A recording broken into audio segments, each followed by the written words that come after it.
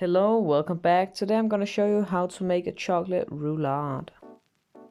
To start off, we're gonna get a small bowl which we're gonna add in 15 grams of cocoa powder, then 30 grams of all-purpose flour, 2 grams of baking powder, and a small pinch of salt. Then we're gonna stir it around until it's just combined and should look something like this. Now onto the egg mixture.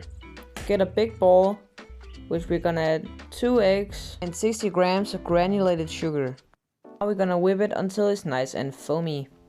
To that you're gonna add 10 grams of vegetable oil and a quarter teaspoon of instant coffee. Now we're just gonna whip once again. Then we're gonna sift in our dry ingredients into the egg mixture. Now we're just gonna whip it for a few seconds to preserve as much air as we can into the base of the roulade. After that we're gonna line the baking sheet with baking paper. Spread out the cake mixture so it fills half of the baking tray.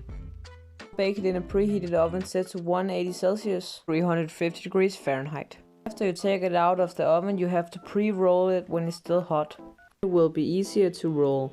Now onto the chocolate ganache. In a small saucepan add 100 grams of dark chocolate and 50 grams of cream. Now we're just gonna cook it over medium heat until it comes together. And it should look something like this.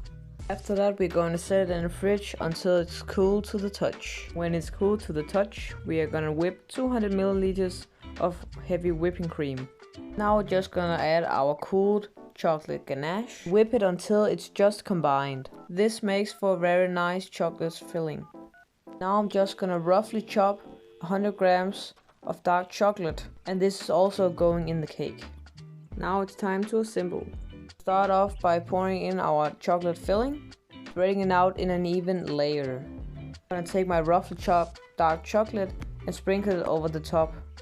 And I like to add a little cocoa nibs because I think it gives a very nice crunch. Now we're gently gonna roll our roulade, and it really helps when it's pre-rolled. I just took some of the leftover cream and added to the top because I liked it as a little decoration. And I added a little more cocoa nibs to the top. We're gonna leave the cake in the fridge for at least 4 hours. This is gonna stabilize the cake when the cream is more set. I think I did a pretty good job here. I think I got a pretty good cross section. And the final step is just to eat it. This is my all-time favorite step, because here you can show off your hard work. Now make sure to have a good day, and I'll see you next time.